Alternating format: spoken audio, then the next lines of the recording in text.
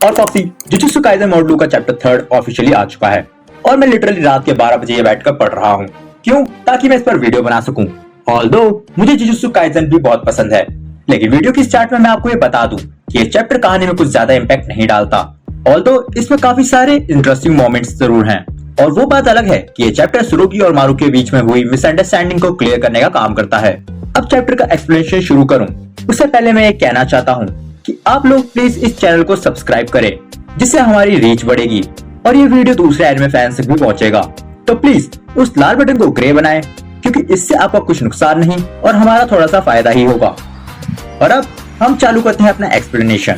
Chapter की शुरुआत में हमें उसागी सहित मारू, यूका और सुरुगी को दिखाया जाता है, जिन्हें उसामी बताता है कि एक शार्क लोगों को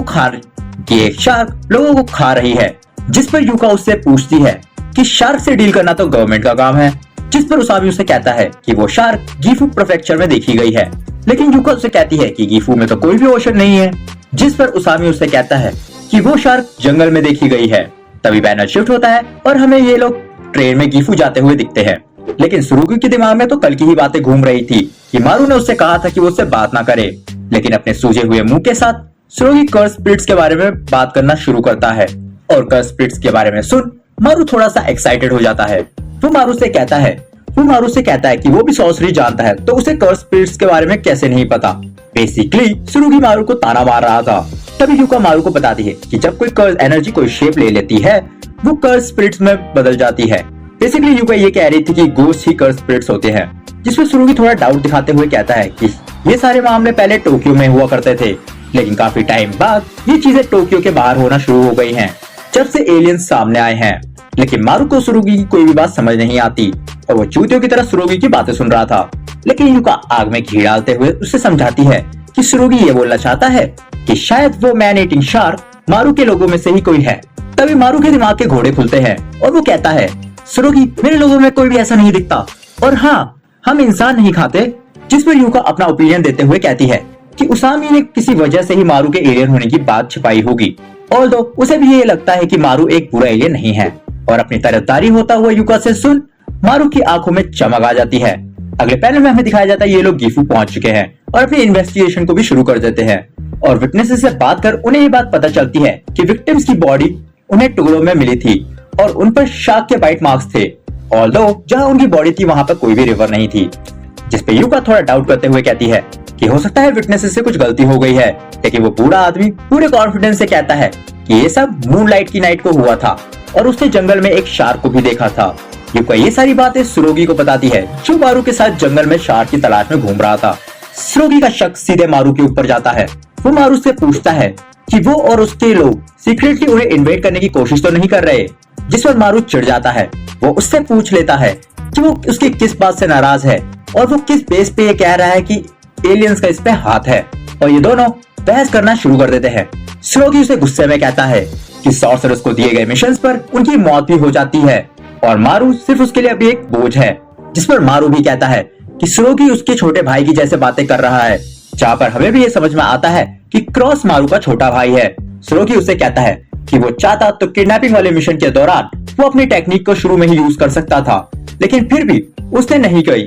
जिस पर मारू भी अपना जवाब देते हुए कहता है कि उसको ऑर्डर्स थे कि वो मिशन के दौरान किसी भी तरह की इन्वॉल्वमेंट नहीं दिखाएगा। जिस पर सुरुगी उसे क्रिटिसाइज करता है और उसे कहता है कि क्या उसके सो कॉल्ड ऑर्डर्स एक बच्चे की जान से ज्यादा बड़े हैं। तभी कुछ मारू बोल पाता कि उन दोनों के सामने से एक शार्क तेजी से गुजरती है और उसे देख इन दोनों के तोते उड़ जाते हैं, क्योंकि एक शार्क लिटरली फॉरेस्ट के अंदर तैर रही थी। तभी सुरुगी मारू को पीछे हटने के लिए कहता है, लेकिन तभी मारू उसकी तलवार पकड़ लेता है और वो सुरुगी से कहता है, सुरुगी पागल हो क्या, तुम्हारी टेक्निक से जंगल में आग लग सकती है, जो कि सुरुगी को भी एक पॉइंट की बात लगती है। तो सुरुगी उससे पूछता है कि उसके पास कोई प्लान है क्या, लेकिन तभी मारू उस शार्क को पकड़ उस पर सवार हो जाता है। वो कहता है, अब तुम अपनी टेक्निक का इस्तेमाल कर सकते हो बिना जंगल में आग लगाए, मुझे तुम्हारी मदद की जरूरत नहीं। लेकिन इन दोनों के गांठ फट जाती है जब वो देखते हैं कि ये कोई असली की शार्क नहीं, बल्कि शार्क के भेस में एक आदमी था, जो उनसे कहता है कि उसने उन्हें यहाँ पहले कभी नहीं देखा। वो आदमी उनसे पूछता है कि जुजुत्सु हाई के सॉर्सरर्स यहाँ क्या करने आए हैं, जिस पर सुरुगी हैरान हो जाता है। वो उससे उल्टा पूछता है कि वो कैसे जानता है कि वो जुजुत्सु हाई स्कूल से आए हैं। और हमें इस पॉइंट पे रिवील करा जाता है कि उस आदमी का नाम ओसाडा है और वो भी एक फॉर्मर सॉर्सरर रह चुका है, जिसमें सुरोगी सोचता है क्या ये आदमी मेरा सैनपाई है, और ओसाडा उन्हें ये बताता है कि वो जिसकी तलाश में यहाँ आए हैं वो कोई मैन ईटिंग शार्क नहीं बल्कि एक मैन ईटिंग टाइगर है जिसका नाम टोनोसुके है, और वो भी उसकी तलाश में यहाँ आया है। ओसाडा मारू और सुरोगी को बताता है कि 100 साल पहले कुछ फॉरेन ट्रेडर्स इलीगल तरीके से एक टाइगर का पेयर इस माउंटेन पर ले आए थे और उन्हें छोड़ दिया, और as per nature call inbreeding की बदौलत टोनोसुके उनका ग्रैंड चाइल्ड है। वो आगे बताता है कि टोनोसुके शुरू से ही बहुत शार्प था, उन दोनों को कम्युनिकेट करने के लिए कभी भी शब्दों की जरूरत नहीं पड़ी, बल्कि उसके लिए तो आंखों के इशारे ही काफी होते थे। लेकिन प्रॉब्लम तब स्टार्ट हुई जब माउंटेन्स की सोलर पैनल्स को रिपेयर करा गया, और उसकी वजह से माउंटेन्स पर एडिशनल हीटिंग होने लगी, जिस वजह से वहां की नदी सूख गई, और इसी कारण टोनोसुके खाने की तलाश में माउंटेन के नीचे आ गया, और तभी से वो टोनोसुके को ढूंढ रहा है। तो अगर आपको समझ में नहीं आया है तो मोटी मोटी बात यह है कि एडिशनल हीटिंग के कारण उन लोगों की नदियां सूखी, जिस वजह से नदी में खाना ही नहीं बचा, और टोनोसुके ने अपनी भूख मिटाने के लिए इंसानों का शिकार करना शुरू कर दिया। ओसाडा बताता है कि उसकी कर्स टेक्निक की मदद से वो जो कुछ भी पहनता है उसके फीचर्स उसमें आ जाते हैं, और शायद हो सकता है कि जब वो टोनोसुके को ढूंढ रहा था तो किसी विलेजर ने उसे देख लिया होगा। वो सुरुगी को बताता है कि वो टोनोसुके को मारना नहीं चाहता बल्कि उसे बचाना चाहता है, लेकिन सुरुगी उसकी बात नहीं सुनता और कहता है कि टोनोसुके के मुंह इंसानों का खून लग गया है और ऐसे बीस्ट को जिंदा रखना खतरनाक होगा, जिस पर ओसाडा सुरुगी से आर्ग्यू करने लग जाता है और कहता है कि वो एक सॉर्सरर है, एक टाइगर को संभालना उसके लिए कोई बड़ी बात नहीं, और तो और उसका घर विलेज से काफी दूर भी है, तो वो गारंटी ले सकता है कि टोनोसुके किसी को भी हार्म नहीं करेगा।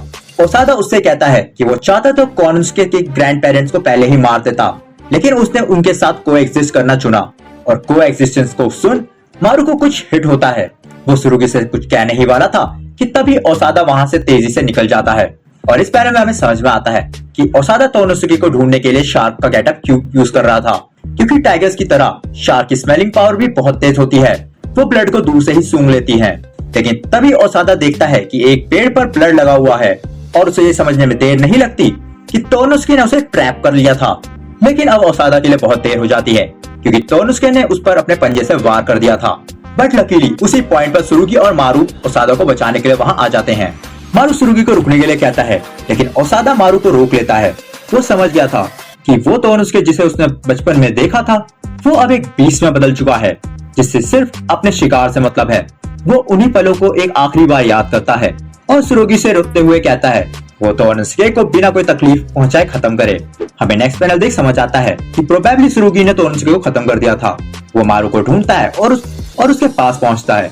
मारू उसे बताता है कि उसे भेजने की वजह यहाँ पर इंफॉर्मेशन जमा करना है कि इंसान और सुमेरियंस आपस में कोएग्जिस्ट कर सकते हैं कि नहीं, और जो उसकी टेक्निक है वो उसे अपने ट्विन ब्रदर के साथ शेयर करता है, जिस वजह से वो सिर्फ उसका इस्तेमाल इमरजेंसी के लिए ही कर सकता है। तभी सुरुगी की भी दिमाग की बत्ती जलती है और वो समझ जाता है कि जिसने उसे रूडली बात की थी वो मारू का ट्विन ब्रदर था। मारू उसे बताता है कि वो जब भी अपनी टेक्निक्स का यूज करेगा उसके भाई को पता चल जाएगा, और मारू को ये बात पता है कि उसका भाई सोचेगा कि मारू को उसकी ताकत इस्तेमाल करने के लिए मजबूर किया गया है और इंसानों का इंप्रेशन उस पर गलत पड़ेगा। मारू बोलता है कि वो किसी भी ह्यूमन की लाइफ को अंडर वैल्यू नहीं करता, जिस पर सुरुगी अब थोड़ा पोलाइट हो जाता है और वो उससे पूछता है क्या तुम्हें ये सब बताना अलाउड है, जिस पर मारू से कहता है मैं खुश होऊंगा अगर ये बात तुम सीक्रेट रखोगे। सुरुगी से पूछता है कि ये सब उसे वो क्यों बता रहा है, जिस पर मारू कहता है क्योंकि वो उसका दोस्त बनना चाहता है। मारू उससे कहता है कि उस टाइगर और एलियंस में भी कोई डिफरेंस नहीं है, तो वो बस अपनी फीलिंग सही से एक्सप्रेस करना चाहता है। तभी वहां पर एक कप आ जाता है जो मोस्ट प्रोबेबली टोनोसुके का ही होगा। सुरुगी उस कप को ओसाडा को दे देता है और उसे कहता है कि वो इस बार इसे जाने ना दे, और यहीं पर ये चैप्टर खत्म हो जाता है। अब देखा जाए तो ये चैप्टर स्टोरी में कुछ इतना ज्यादा इनपुट नहीं देता, बस इस चैप्टर में हमें कैरेक्टर्स के इमोशंस और मोटिव्स को दिखाया जाता है, जैसे कि सुरुगी इंसान तो अच्छा है लेकिन काफी हद तक वो प्रैक्टिकल होकर सोचता है। दूसरी तरफ मारू है जो पूरे चैप्टर में यही ट्राई करता रहा कि सुरुगी और अपने बीच की गलतफहमी को कैसे दूर करे, ऑल्दो एंड में सुरुगी का ट्रस्ट पाने के लिए उसे अपना सीक्रेट रिवील करना पड़ता है, और मारू का इंटेंशन भी हमें समझ में आ जाता है कि वो चाहता है सुमेरियंस और ह्यूमंस को एग्जिस्ट करें। लेकिन इस पूरे चैप्टर में ओसाडा का कैरेक्टर काफी सरप्राइजिंग और सैक्रिफाइसिंग है, जो शुरुआत में टोनोसुके को बचाना चाहता था, जिसे भरोसा था कि टोनोसुके उसके कहने से रुक जाएगा, लेकिन जब वो भी समझ गया कि तोनुसके अब नहीं रुकने वाला, तो वो उसको सैक्रिफाइस कर देता है, क्योंकि वो ये बात समझ चुका था कि सुरोगी सही ही कह रहा था। बाकी ये चैप्टर मेरे लिए तो ठीक ही ठाक था। बाकी आप कमेंट्स में अपने ओपिनियन बताएं, और हर पर्सन जो ये वीडियो देख रहा है प्लीज ये चैनल सब्सक्राइब करें, because we really need you. बाकी मिलेंगे एक नए वीडियो में, तब तक के लिए स्टे ट्यून्ड।